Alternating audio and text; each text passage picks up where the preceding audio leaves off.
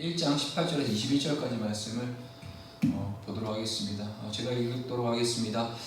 하나님의 진노가 불의로 진리를 막는 사람들의 모든 경건하지 않음과 불의에 대하여 하늘로부터 나타나나니 이는 하나님을 알만한 것이 그들 속에 보임이라.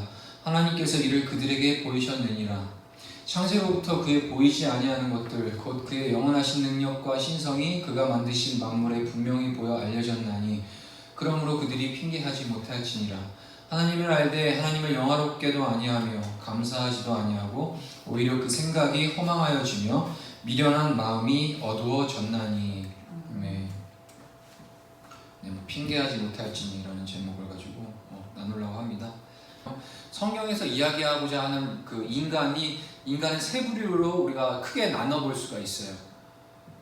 하나는요, 첫째는 형이하학적 인간입니다. 이거를 형이하학적 인간을 쉽게 얘기하면은 본능적으로 사는 인간이라고 보시면 돼요. 본능적으로. 성경은 이런 사람을 가리켜서요, 하나님이 아닌 그 자신의 배만을 섬기는 사람이라고 로마서 16장 18절을 얘기하고 있습니다. 먹고 마시는 것, 그리고 쾌락, 욕망 등 본능에 의해서 움직이는 사람, 즉 그 인간의 본능을 가장 자기 삶의 최고의 가치로, 최고의 목표로 삼는 사람이 바로 이런 형이하학적인 사람, 본능을 따라 사는 사람이라고 이제 성경에서는 그렇게 또 나타내고 있어요. 창세기 2장 19절에 보면요, 하나님께서 동물도 사람처럼 동일한 흙으로 지으셨다고 증언하고 계세요. 따라서 인간이 본능적으로 살 때는요, 동물과 별반 차이가 없는 존재가 되게 되는 거예요.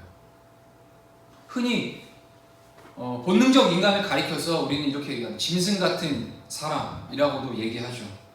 근데요, 짐승이 이 말을 들으면요, 대단히 억울할 수도 있어요.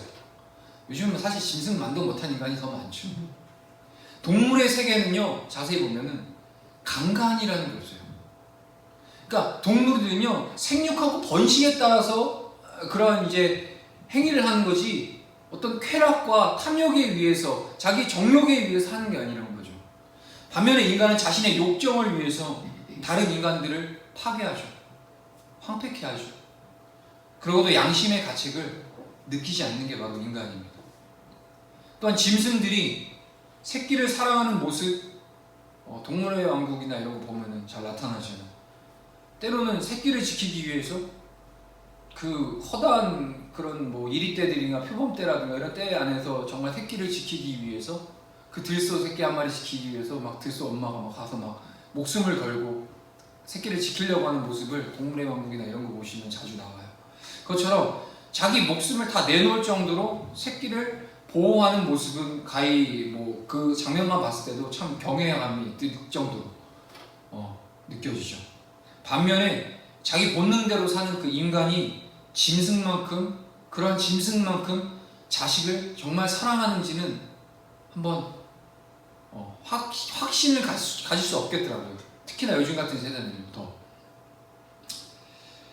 먹을 것에 대한 욕망 앞에서도 짐승과 인간은요, 상반된 모습을 보여줍니다. 짐승은요, 배부를 때는 먹이를 그렇게 쌓아두지 않아요. 자기의 그냥 순간의 배고픔을 채우고 말아요. 근데 반대로 본능적 인간, 그러니까 본능적인 삶을 쫓아가는 그 인간은 아무리 배가 불러도요, 먹을 것이 썩어 없어질지언정 그냥 쌓아두어야만 하는 게 성질이에요.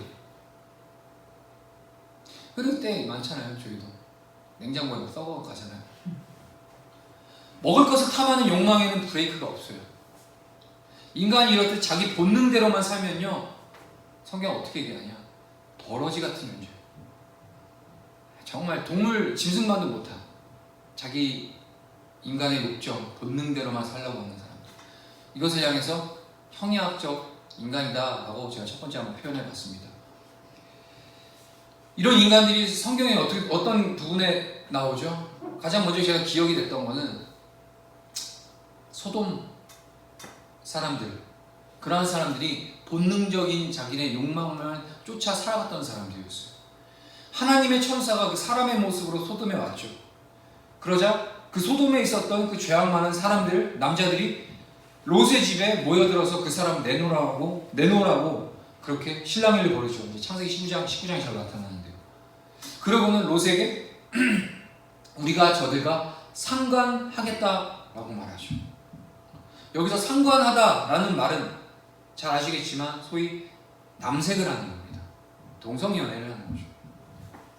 그래서 천사들이 그들의 눈을 멀게 만들죠. 근데 재밌는 상황이 성경을 자세히 읽어보면 나타납니다. 그 천사들로 인해서 그들이 눈이 멀었더니 그 소돔 사람들이 곤비에서 지쳐 쓰러질 때까지 그 집의 문을 찾겠다고 야단법석을 떨어요. 상식적으로 생각하면 눈이 멀었는데도 불구하고 자기 눈먼 것을 안타깝게 생각하는 사람이 없었다는 거예요. 그렇지 않고 눈이 멀어도 좋으니까 그 욕망만 풀면 되겠다라는 그런 본능적인 욕구를 가지고 창세기 19장에서 그 소돔 사람들의 아주 그 무지함을 나타내고 있어요. 오늘날에도 많은 사람들이 바로 이런 삶을 살아가고 있다라고 저는 생각을 합니다. 두 번째 인간은요, 첫 번째 인간이 형이 하학적, 즉 본능적인 본능을 따라가는 사람이었다면, 두 번째는 형이 상학적 인간을 얘기해요. 다른 말로 이걸 표현을 하면요, 철학적인 인간이에요. 철학적인 인간. 형이학적 인간이 육체의 본능을 중요하게 여기는 그 반면에요, 이 형이상학적 인간은요, 인간의 그 정신을 중요하게 생각해요. 그래서요, 도덕과 윤리를 전면에 앞세우죠. 겉으로 보기에는 형이상학적 인간이요, 먼저 본 형이하학적 인간보다는 훨씬 좀 고매하게 여겨질 수 있어요. 그런데요, 인간이 이 형이상학적 차원에만 머물면요, 두 가지 문제점이 파생됩니다. 하나는 자기 스스로 도덕과 윤리를 판단하고 자기 의를 과신하게 되는 거죠. 그래서 하나님과의 접촉점이 사라지게 돼요. 하나님이 필요 없게 되는 거죠. 이런 상황은 아주 고대 우리 헬라 시대 때 그 유명한 소크라테스, 플라톤, 아리스토텔레스 이런 유명한 세계적인 대단한 세계적 철학자들은 다 그 당시에 나온 사람들이에요. 그들이 갖고 있었던 그 철학이 지금까지도 이 현대 사회를 움직이게 하는 형이상학적인 그런 중심에 서 있어요. 근데요, 불쌍한 건 그들은 하나님을 알지 못했다는 거죠. 자신이 철학과 그 관념 속에서 빠져서 절대자이신 하나님을 이성적으로 생각했을 때 그들이 이해하지 못했다는 거예요. 그들의 이성 안에서 가다놨다는 거죠. 하나님을 믿어야 할 필요성을 그들은 못 느끼게 되는 거예요. 사람은 누구나 다 죄인이죠. 다만 차이가 있다면 도덕적인 죄인과 비도덕적인 죄인이 있을 뿐이에요. 이 형이상학적 인간은 아무리 도덕적인 삶을 살아도요, 자신이 죄인이라는 것을 알지 못함으로 하나님과의 접촉점이 없습니다. 하나님과의 접촉점이 있기 위해서는 먼저는 내 자신이 죄인이라는 것을 분명하게 인정해야 된다는 거예요. 여러분들 잘 아실 거예요. 이 로마서, 제가 오늘 본문 로마서 1장을 다룬 이유는, 로마서는요, 소위 말해서 성경 중에 성경이라고도 얘기를 해요. 신약에서, 그러니까 사도 바울이 신약의 3분의 1을 다뤘는데 그 가운데 다 보통 보면 편지잖아요. 로마서도 로마에 있는 교인들에게 써있는 편지 중에 하나예요. 하지만 갈라디아서, 에베소서, 빌립보서, 고린도전후서 이런 다양한 다른 지역에 있는 편지들 수신과는 다른 또 다른 특징이 로마서에 있어요. 그게 뭐냐? 사도 바울이요, 갈라디아, 고린도, 에베소, 이런 데살로니가 이런 지역은요, 사도 바울이 직접 가서 교회를 세웠고 그들에게 성도 영적 리더로서 예수의 그리스도의 복음을 분명하게 가르치고 전했던 교회들이에요. 하지만 반대로 이 로마서를 기록했을 때 사도 바울은요, 로마에 한 번도 가본 적이 없었어요. 그래서 유대에 박해 있을 때, 디아스포라가 생겼을 때 로마로 간 그 예수 그리스도를 믿는 디아스포라들이 가서 로마에서 교회를 세운 거예요. 그것을 사도 바울은 알고 그들의 신앙을 바르게 세워주고 교육해주기 위해서 로마서를 썼다는 거예요. 그건 뭘 얘기를 하냐? 로마에서는요, 아주 그리스도 예수의 복음이 체계적으로, 교리적으로 잘 설명되어 있다는 거예요. 어느 책보다 가장 교리적인 책이 로마서예요. 심지어는 우리 기독교 역사 속에서 수많은 종교개혁자들이 가장 영향을 받았던 이 말씀 중에 하나를 꼽으라면 바로 로마서죠. 제가 왜 로마서를 다뤘냐? 바로 인간이 죄인이라는 것을 먼저 인지하고 그 로마서라는 책 1장이 바로 이런 상황을 먼저 다루고 있다는 게 사람은 누구나 죄인이라는 거예요. 그거를 인정하지 못하면 하나님과의 그 접촉점은 사라지게 된다는 거예요. 또 다른 하나는요, 세상의 영향으로부터 자유로울 수 없게 돼요. 이 형이상학적 인간의 삶을 살면요, 세상의 영향력 안에서만 살지 자유로워지지 못해요. 도덕과 윤리는 세상에 영향을 미치기는 하는데요, 세상을 변화시키는 생명력이 있지는 못해요. 그래서요, 시간이 흘러가면 반드시 세상의 영향을 되려 받아버리게 되죠. 이것이 도덕주의자들이 지닌 한계예요. 쉽게 예를 들면 우리 이전에 뭐 멀지 않아 40년 전? 30년 전만 해도 그 어린아이가 아버지가 딱 불러서 얘야 너 앉아봐라 하면 무릎 딱 꿇고 아버지의 말씀을 딱 들었잖아요. 아버지가 어미하시니까 무서우니까. 그런 문화가 배경이 우리 이전에 수십 년 전에 배경이 있었잖아요. 지금 이제. 근데 무릎을 꿇고 아버지의 이야기를 들었던 그때로 그랬던 시절이 있었어요. 그러나 요즘 아이들 어떤가요? 요즘 아이들 그렇지 않죠. 하지만 그 요즘 아이들이 그렇지 않다고 해서 그 아이들이 비도덕적이라고 비난하는 사람은 아무도 없을 거예요. 그렇죠? 왜냐하면 도덕은요, 그 시대의 가치를 반영하며 상대적으로 작용되는 것이기 때문이에요. 즉, 이 형이상학적인 인간들이 자신의 각 추구하는 개념, 상식과 이성 안에서 도덕과 윤리를 나눠서 그것이 옳고 그름을 판단하는 것은 인간의 아주 그 한계라는 거예요. 시대가 지나서 문화가 바뀌고 관습이 바뀌고 상황이 바뀌어지면은 도덕도 바뀌게 되는 거고요, 윤리도 바뀌게 되는 거예요.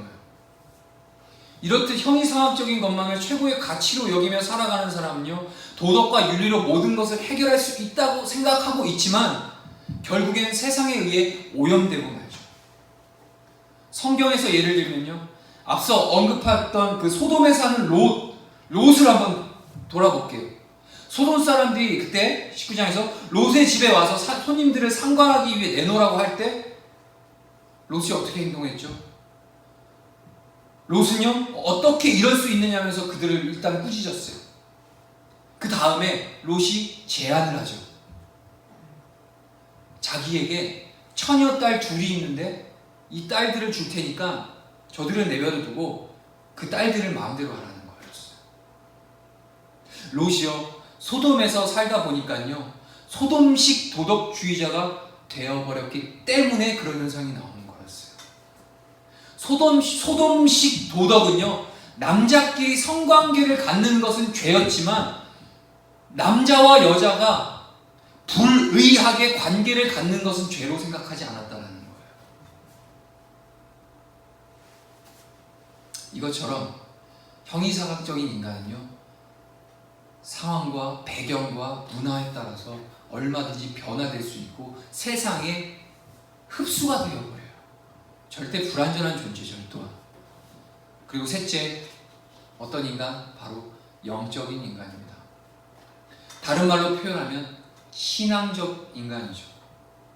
무엇을 하든 간에 모든 것을 다 하나님 말씀이라는 토대 위에서 생각하고 하고 따르는 사람이 바로 영적인 인간인 거죠.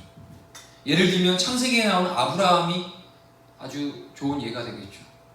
아브라함 모든 것을 말씀에 근거하여 그는 생각했습니다. 하나님께서 아브라함의 사랑하는 독자 그 이삭을 번제로 바치라고 말하자 아브라함은 하나님께 이삭을 반드시 죽은 자 가운데서 다시 살려주실 것을 믿고 바쳤죠. 만일 그때 아브라함이요, 영적인 인간이 아닌 형이하학적 인간이었거나 형이상학적인 수준에 만약에 머물러 있었다면요, 그 모리아산에서의 그 아브라함의 그 믿음은 있을 수가 없었겠죠. 또한 믿음의 조상, 오늘날의 믿음의 조상으로서 좋은 신앙의 본이 되는 사람이 될 수 없었을 겁니다.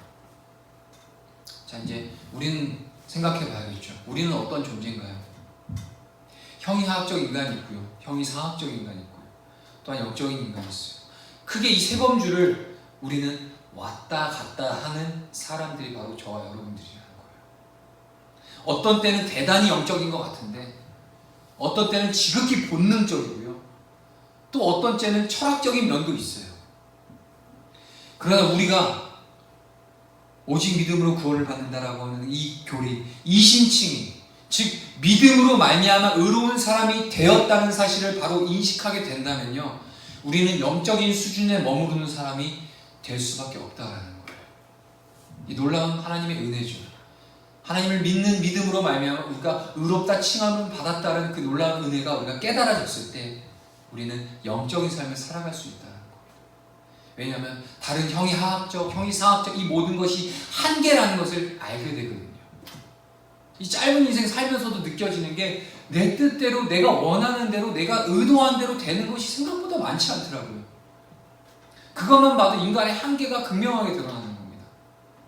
근데 오직 믿음 안에서 그리스도 예수를 믿는 믿음으로써 우리가 의로움을 받은 존재다. 그러면서 의로움을 받는 존재로 인하여 하나님의 뜻을 쫓아 살아가는 삶이기 때문에 우리가 하나님의 말씀과 진리와 하나님의 주의 영에 쫓아 살아가겠다라고 결단하고 자고한 사람에게는 세상을 능히 감당할 수 있는 능력이 생기는 거죠. 상황이 어찌어찌 하든 그것에 절망하지 않습니다.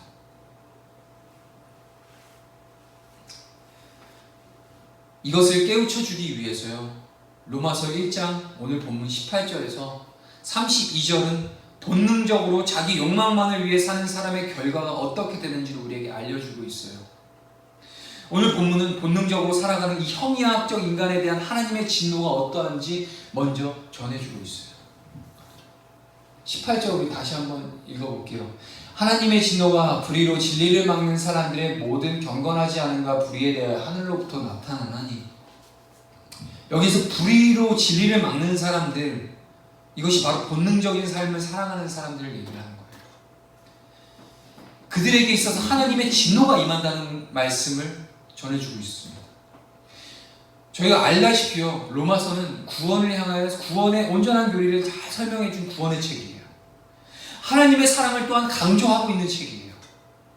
그런데요, 이 하나님의 사랑을 강조하는 로마서의 그 1장에서 하나님의 진노를 먼저 역설하고 있다는 겁니다. 신약은 하나님의 사랑을 강조하고 있어요, 분명히. 당신의 독생자를 죽이시면서까지 우리를 사랑하신 그 사랑은 신약에서 분명히 말하고 있습니다. 그런데 구약은 어떻죠? 진노하시는 하나님, 진멸하시는 하나님, 심판하시는 하나님을 특별히 구약에서 많이 강조하고 있죠. 그렇다면 구약에서 진노하시는 하나님과 신약에서 사랑하시는 하나님은 다른 하나님일까요? 아니면 하나님께서 이전에 구약 때는 어미하시고 막 힘이 세셨다가 신약에서 아들을 이제 내어주심으로써 이제 나이가 드셔서 마치 이빨이 빠진 호랑이 마냥 그렇게 해서 막 연약해지신 하나님이신가요? 변개하지 아니하신 하나님이시죠. 이전에 제가 기독교 역사 잠깐 다뤄볼게요. 초대교회 시기에 말시온이라는 이단이 있었어요. 되게 그 당시에 유명했었던 이단이었어요. 이 이단은 하나님의 사랑을 강조하면서 진노하시는 하나님은 있을 수 없다고 주장했어요. 구약에 나타나는 하나님과 신약에 나타나는 하나님은 서로 다른 하나님이라고 이야기하는 게 마르시온의 주장이었어요. 그러면서 결국에는 어떤 주장을 하냐? 성경의 구약을 인정하지 않았어요. 신약 중에서도요, 사복음서와 바울이 쓴 바울 서신만 인정했어요. 이 말시온, 이 이단 때문에 당시에 교회가 모여서 성경 66권을 정경화하는 시작이 됩니다. 하나님께서는 절대 다른 분이 아니죠. 그렇다면 성경은 왜 진노하시는 하나님 그리고 사랑하시는 하나님을 대조적으로 보여주고 있을까요?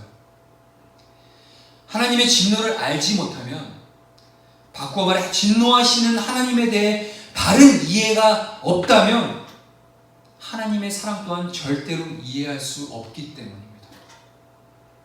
하나님께서는 죄에 대해 단호하신 분이시죠. 하나님께서는 죄와 함께 하시는 분이 절대 아니세요. 거룩하신 분이시죠. 그래서 죄에 대해서는 언제든지 진노하시는 게 바로 하나님의 속성이세요. 구약은 그런 하나님의 속성을 자세하게 보여주고 있어요.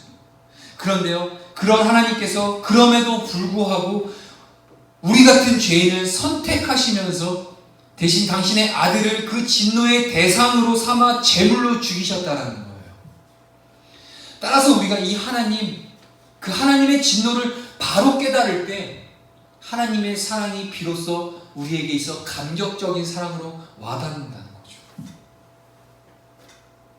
하나님의 진노를 바로 깨달을 때 하나님의 사랑이 보배롭고 존귀한 사랑이 되는 겁니다.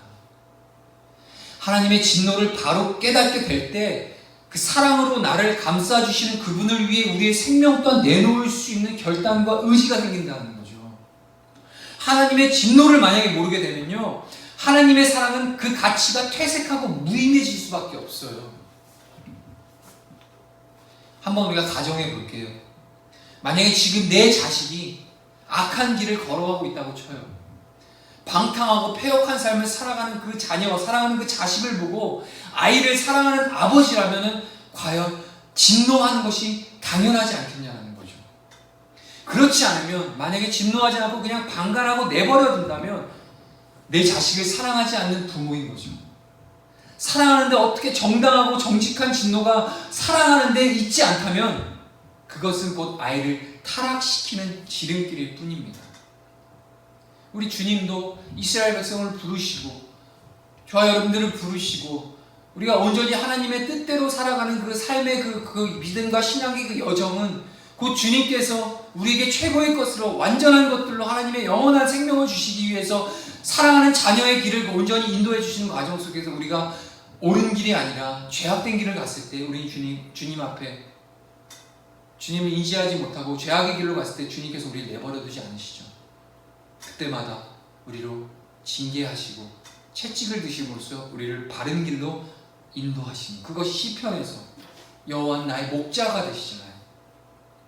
사망의 음침한 길을 갈 때 주의 막대기와 지팡이가 우리를 안위하시고 인도해 주시잖아요. 그게 주님이 행하시는 우리의 사랑이에요. 하지만 그 지팡이와 막대기가 그 양의 다리를 꺾어서 부러뜨림으로써 더 낭떠러지를 못 빠뜨려 나가게 그 정말 절묘의 시간에 순간에 양의 다리를 잡아채서 양의 다리를 부러뜨려 버린다는 거예요. 양이 다리가 부러뜨려도 그 낭떠러지에서 떨어져 죽는 것보다 차라리 다리 하나가 부러짐으로써 자기 목숨을 살고 양의 목자로서의 목자의 보호를 받는 것이 양에게서 훨씬 더 나은 것을 알고 있기 때문에 우리를 여기까지 인도해 주시는 하나님의 그 과정들, 하나님의 그 은혜의 과정들이 그런 것이 아닐까요? 하나님의 진노를 모르면 하나님의 사랑은 가치가 무의미해집니다. 이처럼 하나님의 사랑을 강조하기 위해 하나님의 진노와 심판을 말하지 않고 가르치지 않고 인정하지 않는다면 절대로 성경적일 수 없는 것입니다. 오늘날 많은 교회들이 하나님의 진노와 하나님의 공의, 하나님의 정의와 하나님의 심판에 대해서 함구하는 경우가 많죠. 귀에 듣기 좋은 이야기를 사실 저부터도 듣고 싶은 게 인간의 본성이에요. 좀 칭찬부터 받고 싶고 좋은 얘기, 복된 소식을 좀 듣고 싶은 건 사실이죠. 사실인 게 맞죠. 하지만 그것도 너무 또 사람 중심으로 가다 보니까 정말 하나님의 사랑 그 자체, 그 주님 사랑으로부터 나오는 하나님의 그 심판과 징계와 그 채찍과 그 하나님의 그 공의에 대해서는 이야기하지 않는 교회들이 참 많은 것 같아요. 그것은 하나님이 중심이 교회가 아니라 사람 중심이 교회가 된 거죠. 자, 19절 한번 읽어볼게요. 이는 하나님을 알만한 것이 그들 속에 보임이라. 하나님께서 이를 그들에게 보이셨느니라. 20절도 읽을게요. 제가 읽을게요. 창세로부터 그의 보이지 아니하는 것들 곧 그의 영원하신 능력과 신성이 그가 만드신 만물에 분명히 보여 알려졌나니 그러므로 그들이 핑계하지 못할지니라. 하나님의 참 사랑이 담겨 있어요. 인간의 무지함을 아시고 세상 모든 만물 가운데 하나님의 성품을 담아 놓으셨다는 거예요. 하나님으로부터 더듬어서 찾아가면은 하나님의 존재를 찾아낼 수 있게끔 세상 모든 만물 가운데 당신의 흔적을 남겨두셨다는 거예요. 이게 얼마나 친절하신 분이세요. 하나님을 알지 못하고 복음을 알지 못하는 자들에게도 세상 만물을 자신이 조금만 더 집중해서 바라보게 된다면은 그 안에 섭리 가운데 일어나는 하나님의 성품과 흔적이 담겨 있다는 거죠. 그림을 봐도 그 그림이 왜 좋은지 몰랐고요. 무식하니까, 배운 적이 없으니까. 그냥 막 무슨 이상하게 그려놓고 이게 막 되게 뭔가 화려한 그림이고 좋은 그림이고 대단한 그림인 것처럼 얘기하는데 저는 거기에 대한 이해를 못했어요. 또 음악, 클래식 같은 걸 들으면요, 그 음악을 왜 사람들이 명곡이라고 하는지 잘 이해가 되지 않았어요. 그래서요, 뭐 초청을 받아서 음악회를 간다던가 아니면 뭐 전시회를 간다던가 할 때 그걸 보고 들을 때마다 사실 되게 진부하고 재미가 없었죠. 그런 명작과 그런 유명한 명곡들이 이해되는 경우가 어떤 경우죠? 바로 그 그림을 그린 작가의 아픔, 그리고 고뇌, 고통, 그것이 그림에 스며 있음을 알게 될 때, 즉 그 사람의 생각을 알게 되고 그 사람이 자라온 상황을 알게 되고 그 작가의 어떤 갖고 있는 그런 배경을 알게 되면요, 그 그림이 훨씬 더 이해하기 좋아져요. 음악 또한 마찬가지고요. 음악이 만들어진 시대적인 상황을 알게 되고 문화와 배경을 알게 되면 그 음악이 이제 입체적으로 들어오게 돼요. 따라서 예술을 한마디로 정의하면요, 예술가의 보이지 않는 인격을 드러내는 실체라고 얘기할 수 있어요. 이처럼 마찬가지로 하나님께서 이 세상을 창조하셨어요. 하나님께서 당신의 말씀으로 이 세상을 창조하셨어요. 피조세계라는 것이 도대체 뭔가요? 하나님의 인격과 속성의 표현이 바로 피조세계에 담겨 있다는 거죠. 그래서 우리는 어디에서든지 하나님을 알고 느낄 수 있게 되는 겁니다. 때가 되면 나뭇잎은 떨어지고요, 때가 되면 떠나야 하는 것을 하나님께서는 자연을 통해서 일깨워주고 계시고요, 또한 세상의 모든 피조물은 하나의 법칙 속에서 평화롭게 공존하는 법을 이미 피조물들은 알고 있어요. 그 법칙이 뭐죠? 바로 하나님의 명령이죠. 서로 이타적으로 살아가요. 물은 더러운 것을 씻어주고요, 공기는 생명을 불어넣어 주고요, 나뭇잎은 혼탁한 공기를 정화시켜줘요. 이런 법칙 앞에서 우리 인간들은 과연 어떻게 살아가야 되나요? 인간의 역사를 보면 아무리 큰 권력과 힘을 가지고 있어도요, 끝내는 결국엔 정의가 이기게 되죠. 이런 역사 속에 살면서도요, 인간은 본능적으로 권력을 탐해요. 한 번 잡으면 놓지 않고 권력의 노예가 되죠. 그 끝이 참혹함을 분명히 알면서도 본능 앞에서 진실의 눈을 감아버리는 게 인간이에요. 우리 또한 마찬가지 아닙니까? 성경에 있는 이 역사를 통해서 하나님의 의를 알고 하나님이 원하시는 것을 알고 하나님의 뜻하신 게 무엇인지를 분명히 기록해 두셨고, 또한 성경을 주셔서 순간순간 깨닫게 하심에도 불구하고 결국엔 우리의 본능이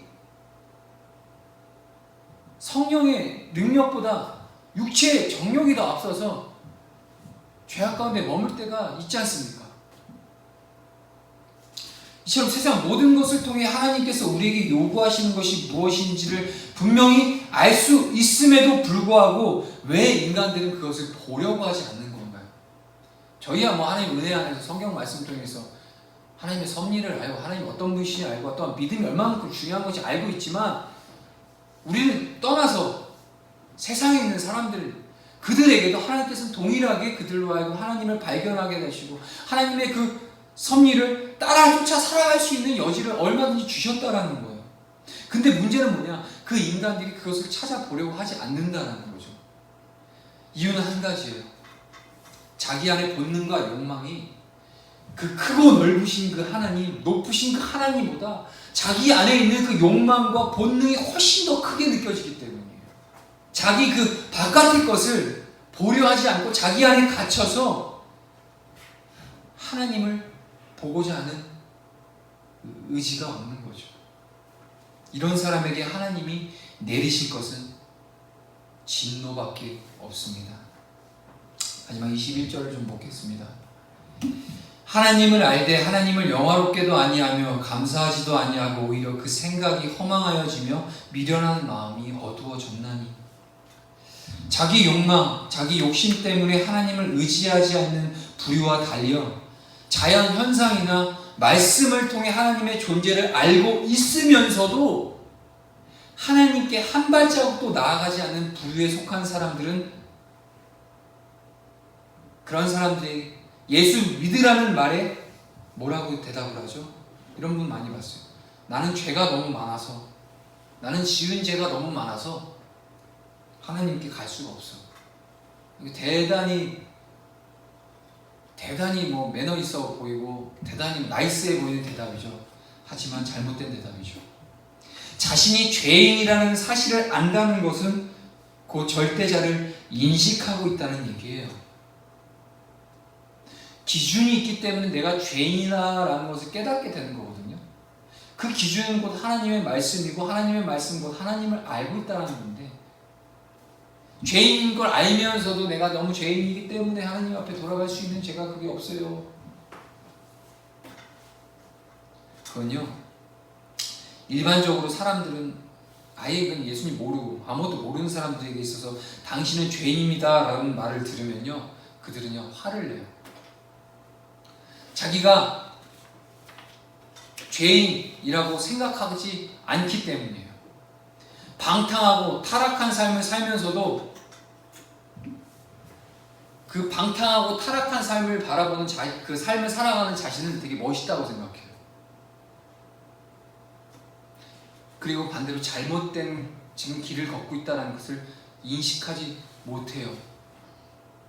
자신이 죄인임을 알면서도 하나님께 나아가지 않는 사람은 마치 마약 중독자 같은 거예요. 마약을 하면 자기 인생이 어떻게 된다는 걸 알면서도 그 마약을 자기 몸에 투여하고 있기 때문이에요. 그 이유가 뭘까요? 바로 그 찰나에 느껴지는 쾌락을 거절하지 못하기 때문이에요. 그래서 스스로 마약을 하면은 병들어 버리게 되고 망가진 걸 알면서도 그 순간의 찰나의 쾌락을 느끼기 위해서 마약을 투약하는 자들이 바로 마약 중독자들이죠. 이것처럼 내가 죄인인 줄 알고 절대자가 있는 줄도 알면서 육적으로 얽히고 설켜있는 그 미련한 탐욕과 자신의 그런 어리석음 때문에 하나님 앞으로 만약에 나아가지 못한다면 이것은 자기 몸에 죄, 악이라는 마약을 끊임없이 투약하는 경우와 다를 게 없다는 겁니다. 이런 사람들, 허망한 사람들, 이런 사람에 대해 하나님께서는요 뭐라고요? 진노하신다고 말씀하신다는 거예요. 마무리 정리하겠습니다. 세상에 향해서 하나님의 그 속성을 얘기를 하고 하나님은 사랑입니다 라고 얘기를 우리는 많이 해요. 전도할 때도 하나님은 사랑입니다. 수많은 전도지에 붙어 있죠. 사랑이라는 단어가 참 사람들에게도 되게 좋은 인식이죠. 세상에 가장 사랑이라는 단어만큼 소유하고 싶은 성품이 없겠죠. 가장 좋은 거겠죠. 하지만 성경에서 얘기하는 사랑은 우리가 갖고 있는, 우리 세상이 갖고 있는 그 가치의 사랑과는 전혀 다른 사랑을 얘기하는 거죠. 즉 하나님께서 말씀하신 그 사랑은 바로 공의에 기초된 사랑을 얘기하는 거죠. 정의에 수반된 사랑을 얘기하는 거예요. 무조건적인 사랑. 물론 우리는 하나님의 사랑으로 말미암아, 은혜로 말미암아, 하나님의 그 성실하신 성품으로 말미암아 무조건적인 사랑을 입은 자들이에요. 그건 부정할 수 없어요. 하지만 그것은 하나님의 영역이고 하나님의 주권 안에서 하나님께서 우리를 살리시겠다라고 작정하셨기 때문에 그 사랑을 우리는 받은 자로 살아가는 거예요. 근데 그 하나님의 사랑을 우리가 갖고 있는, 인간이 갖고 있는 개념의 사랑으로 하나님을 바라보는 경우가 있다는 거예요. 그만큼 무시한 경우가 없고요. 그만큼 미련한 자가 없습니다. 무조건 그냥 오냐 해주고 뭐 품어주고 안아주고 뭐 그랬으면 좋겠죠. 그건 사랑이 아니라 그냥 자신이 그렇게 대접받고 싶고자 하는 자기의 교만함에서부터 나오는 거예요.